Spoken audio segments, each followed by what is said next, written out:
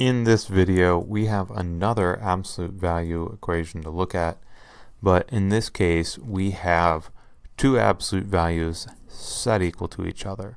We have the absolute value of the quantity 3x minus 1 is equal to the absolute value of the quantity x plus 5.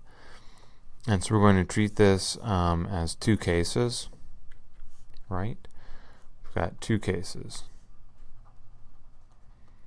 And they can have the same sign or different sign. So it's going to be the positive on the one side is equal to the positive on the other side, or the positive on the one side is going to be equal to negative the second side, the right hand side. Let's start with this first case right here, and that's going to be the plus equals plus case. 3x minus 1 is equal to x plus 5. We remove the absolute values and we just start solving as we have in the past. So subtract x from both sides, add 1 to both sides. 3x minus x is 2x, minus 1 plus 1 cancels, great. X minus x cancels, great. And then 5 plus 1 is 6. Excellent. So x is going to be equal to 3.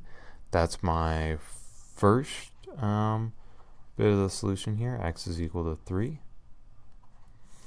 And then the next bit of the solution is the plus equals negative case. So that's 3x minus 1 is equal to a negative x plus 5. And I only need to do this once. I don't need to do like minus equals minus. That's the same as plus equals plus. And I don't need to do plus or minus equals plus. That's again the same as plus equals minus. So I just need to do these two cases here. 3x minus 1 is equal to a negative x minus 5. Great. Let's add x to both sides. So 4x minus 1 is equal to a negative 5. Okay, then I guess we're going to want to add 1 to both sides.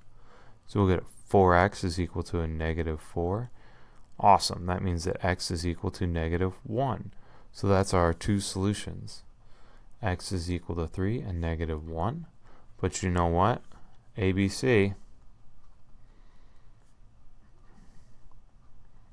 Always be checking.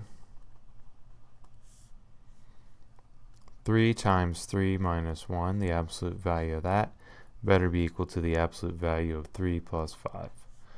9 minus 1, that's the absolute value of 8, is equal to the absolute value of 8. It is.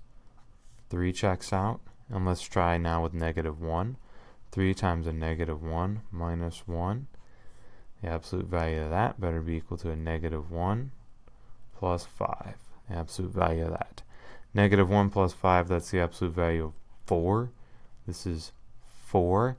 And then 3 times a negative 1, that's negative 3 minus 1. That's the absolute value of negative 4, right? So the absolute value of negative 4 is equal to 4. Negative 1 checks out. They're both correct.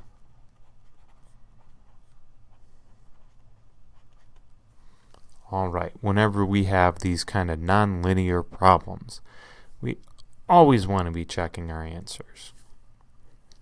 Thanks. I'll see you next video.